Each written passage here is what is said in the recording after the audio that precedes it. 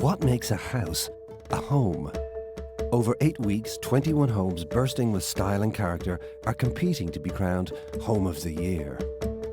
Tonight, the judges will visit the last 3 homes, scoring them based on functionality, individuality, and clever design.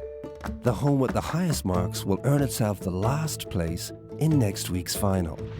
Making the tough decisions are design legend Hugh Wallace, architect Declan O'Donnell, and interior designer Deirdre Whelan. I'm really excited to see the last 3 homes in this competition. Nearly there, one more to go. The standard has been just amazing. Wow. The last house to go through to the final could still change everything. But there can only be one winner. This is Home of the Year.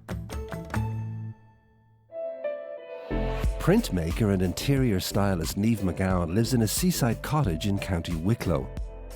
On a small budget, she and her partner have spent the last 6 years gradually restyling the home and trying to utilise every square inch of the petite property.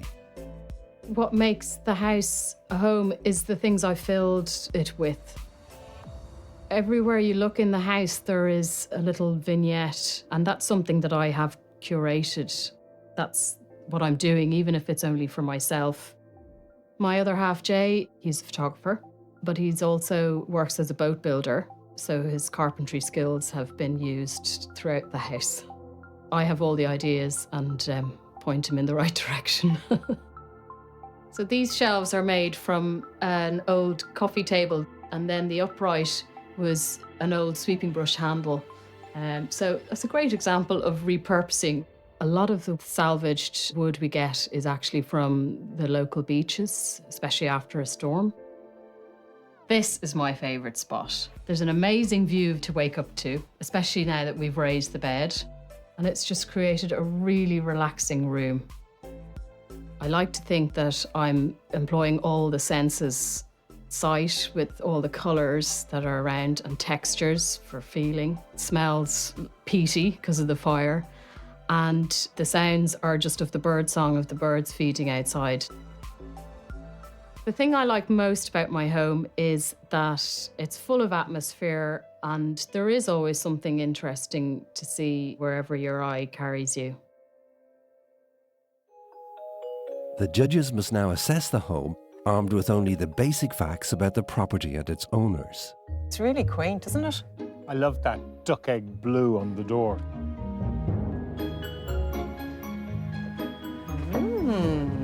This is very atmospheric, isn't it? Full of character.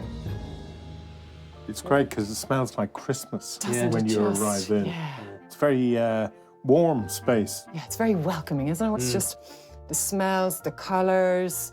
It's quite, Like a blanket. yeah. It's like a hug. That's a very good way of It's like describing a hug it, actually. when you come Yeah. in. It's a really difficult thing to do in a small space, actually. And I see they have a natural clay tile floor as well, which runs into the living space. So there's a lot going on in this little hallway, but it really works. This is just everything in one space, isn't it? The kitchen, come dining, come living. It's just really, really charming. I just love the colour palette. And I think this person has a great sense of humour when you look at the bits and pieces that are here. I've used the colour on the wall, on the ceiling as well. Really helps you feel that, sense. Atmosphere. Yeah, it's Yeah. atmosphere when you come Yeah. in, which is really effective. Usually you would think that painting the wall and the ceiling the same colour would make the space feel smaller, but the owner here obviously knows exactly what they're doing, because the dark ceilings here technically shouldn't work, but they do. This is obviously the dining area. A little bit pinched for me. I don't think my bottom would fit on that bench. Probably wouldn't, Hugh. Thank you, Deirdre. That's why they've provided you with a chair. It's harsh. I think what's great is they have a real eye for salvage and collecting lovely bits and pieces, particularly like this bench because of the grain. It's really, really nice. The only thing is that corner is jarring a little bit for me. There's so much going on here. I would actually almost get rid of it, make this dining space bigger, maybe a window into the garden again, I think that would really improve it. Although I think actually the opposite is what they're looking for. I think they want coziness and atmosphere and intimacy. There's not an inch in the house that doesn't have something, have a little memento or a thought. I just think maybe it's just all a bit much for me. This is a gorgeous garden. It just oozes charm. I think this person has real green fingers. This looks as if it's all wild, but it actually isn't. It's just lovely. I think the back garden is amazing, actually. A real festival vibe going on there. I think if you went looking, you'd find a few fairies. This is a very nice, very compact kitchen. I like the fact that everything is at arm's reach. It's just very functional. And then they have this lovely little shelf, folded away when you want to get better access between the kitchen and the living. Yeah, this whole little unit is really effective. It's obviously doing a job in terms of zoning out the kitchen and the dining spaces, and the fact you can see through it as well. It's filled with lovely stuff. Really effective little thing in a small space. I think one of the most important things from this competition is actually getting a sense of the owner. And that comes through in this house in abundance. What a really cool bedroom. I just love the fact that the personality travelled up here. Yeah, and all those textures that we saw downstairs, they're in here as well. You've got that in the rug, you know, the gorgeous linen that they have in front. It's a really simple solution. Yeah. But I think they've been very clever about the storage in here. You know, it's the big window that kind of makes all of those natural fibres look amazing in natural light. And funnily enough, it's much less cluttered up here, but it's the same kind of style. And I wish I'd have seen that downstairs as well, because it's much more successful up here. Oh, look at this. Their favourite spot. I love the fact that the bed is so elevated and then that you get that view out the window. It's brilliant. Yeah, it's really cool. I think this piece sums up this owner. There you have the candle and the flowers, perfect colour. So when the flowers are gone or there's different flowers, the candle gets changed.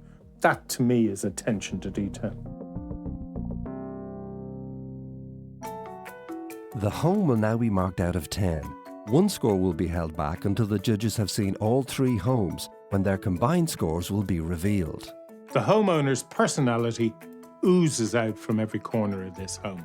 This house is all about consistency, style and detail. I'd love the owner to come to my house and help me. I give this home an 8. A gorgeous little home with a super atmosphere both inside and out. And with the use of colours and textures, they've created a very intimate, cosy home. I'm going to give it an 8. This home is all about the little nooks and crannies that give it its unique character and really brings it to life. However, the style for me was a bit busy and a touch cluttered in places, but the owner is obviously very creative with real talent for making comfortable spaces within a very limited footprint. I thought there were loads of good ideas here. Pilates instructor Eva Berg and her 2 sons live in South Dublin. Their timber home was inspired by the 10 years Eva spent living in Norway. It came from Austria on trucks, and it took about 3 days for the main structure to be finished. It was designed here in Ireland specifically to fit into the landscape and to fit into this piece of ground that it's built on. It's very close to my parents, and we'd all lived abroad for years, and so I wanted to be very close to them so that they could be part of my son's upbringing. My favourite spot in the whole house is right here in this chair. I love looking out at the field where you can see all sorts of wildlife, and also in the evening I love to sit here and just chat to the lads. The house is upside down, I suppose, to make the most of the light. So in the evening and then first thing in the morning. The light is almost ethereal. I love this room. It's where I work. It's the most amazing Pilates studio. No matter what window you look out of, there's amazing views. To work from home is a blessing. I love my home. I adore it. It might not be everybody's cup of tea. It's a little bit quirky, but it's built specifically for me and my 2 boys. So it's homely, as well as being very clean-lined. What an amazing timber structure nestled into the landscape. Yeah, it's a beautiful setting, isn't it? Such a simple architectural form. Yeah, I love the fact that I can see exactly what they're doing, lifting up for the sunlight and the view. Then you enter in underneath, I have to say, I'm really intrigued. Lovely big space. I love the fact that the form of the building on the outside comes inside.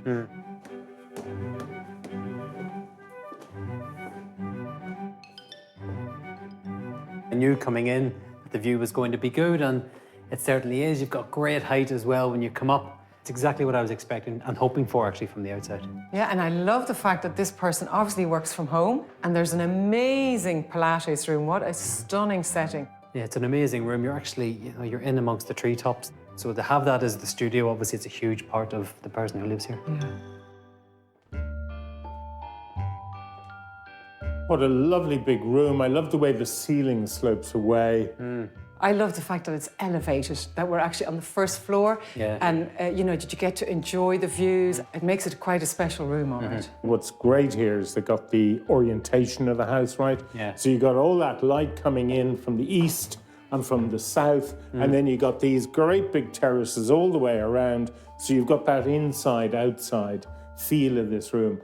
For me, however, the space is lacking warmth and fluffiness. I'd love a curtain. I think it needs texture, Hugh, to create a bit of atmosphere. It just needed a bit of colour and texture. Their favourite spot? I think it's fairly obvious to see why. I just love the idea of that field rising up from you. I like the fact that they have a fireplace in this room, but in some ways I don't understand why it's there. I would have put it over there so that when you come into the room, you'd have the fire lit, create immediate sense of atmosphere in here, and your cosy chair right beside it. And the thing is, if you had have done that, you could have extended that window across. This room is all about the view. You're up on level 1. It's why you live here. And at the minute, the fireplace is just in the way of that amazing view. The owner here really got things right when they decided to go with an upside-down layout. What that is living spaces up on the first floor because that's where the views are at. And my issue was the fireplace in the kitchen, it's just blocking all of that glorious sunlight. I just think this is great. Look at that. Walk-in fridge.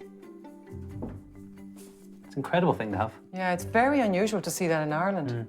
Perfect, Declan. Gone at last. Allow him to chill out. I could have left Declan in the fridge.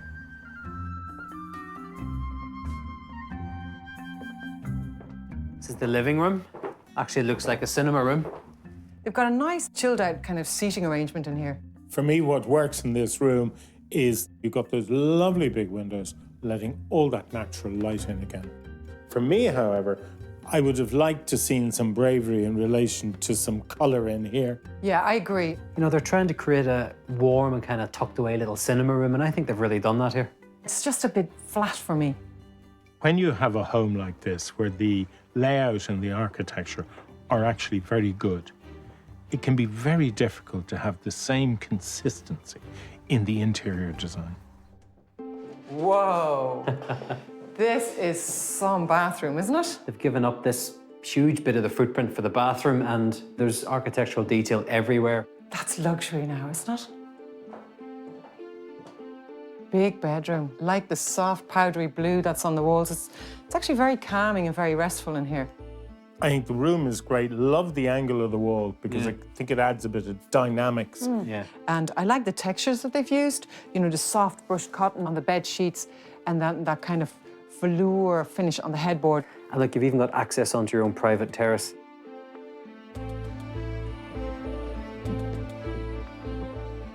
How amazing is this?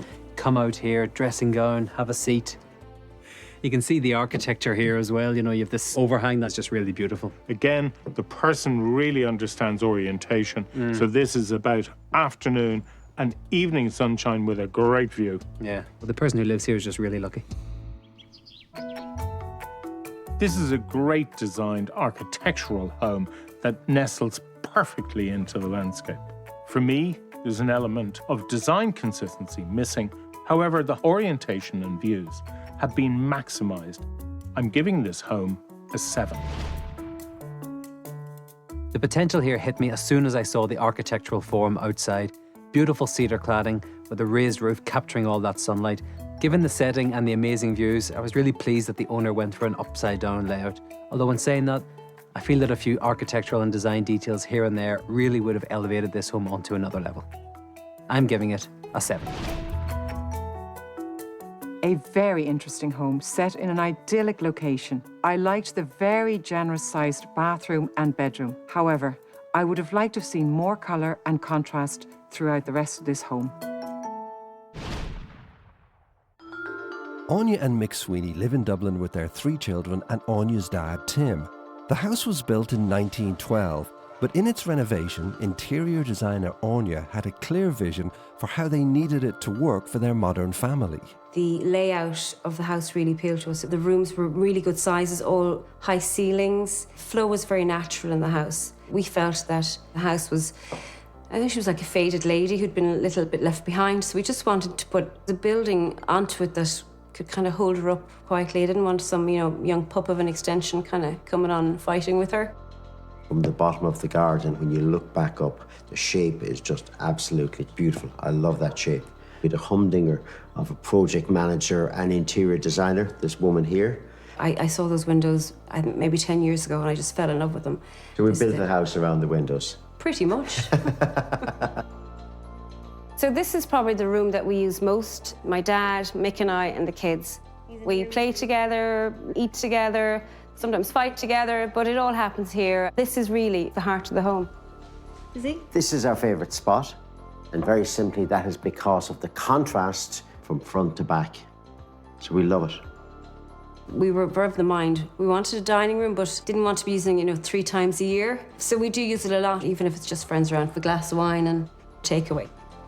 I've lived in over 30 different abodes throughout my life. This is the first place I'd call home.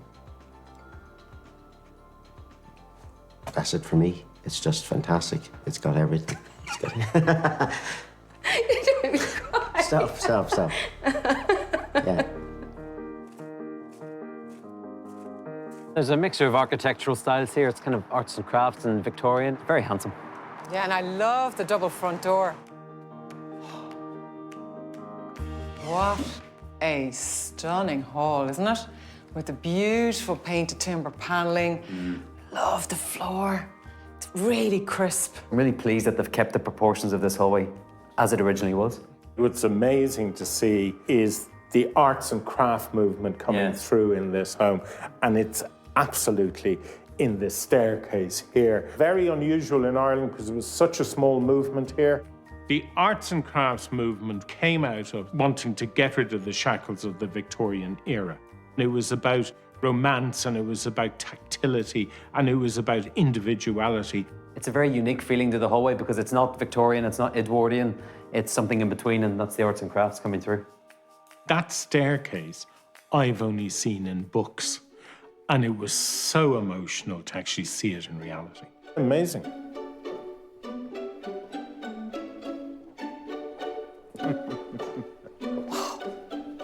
Wasn't expecting this extension on in here. This is big, isn't it? Great big high ceilings as well with the double apex, loads of roof lights, tons of natural light. This is really about family, lovely big furniture, which really works in this space. The owner here has respected the heritage of the house by putting in this paneling. I think it's great. I love the fact that there's lots of different contrasting textures. They add another layer and bring character to a room. Actually, you can see here with the structure that they have, it's just a really simple form. And actually, with the layout and the zoning, they've done it very well, specifically with that wall that's behind you, because it marks this out as the dining space. There's a seating space over there. And actually, if that wall wasn't there, this would all just be one big room. I think this room could have done without that ye olde timber. That's actually a timber cladding on the structure. And it's in contrast to everything else, which is very elegant, very respectful of the house. I think it was unnecessary. I think it's actually adding a little bit of warmth. Usually I wouldn't like something like that, but here, I don't know why, it seems to work. This is the heart of the home, isn't it? You know, the big island unit. Love the marble top, and I love the fact that from here, you can see the family space, you can see the dining space, and, you know, you can imagine kids scurrying around on their bicycles around the island. Open plan is great for families because you can have everyone in the one space, but you need support spaces. Otherwise, you're in that room all the time and you'd go crazy. If you have the space, a dedicated dining room is like the ultimate luxury. It's kind of opulent and a bit fun and a bit kind of cheeky. The gorgeous carved table and the pearly leather upholstery, it's really delicious. And here we have their favourite spot. This is such a warm and cosy dining room. For me, what I really adore is the fact that they have this magnificent collection of antiques and furniture which they use on a daily basis. They're not precious. Yeah, and you can really see that right the way from the front all the way actually down to the bottom of the garden. And you have the whole story of the house through that, the old, the new, the mix of items as well. And I just love the fact that their favourite spot is in the old part of the house. We can really see the owner's understanding of this house, the modern extension and the respectful interior of the old home.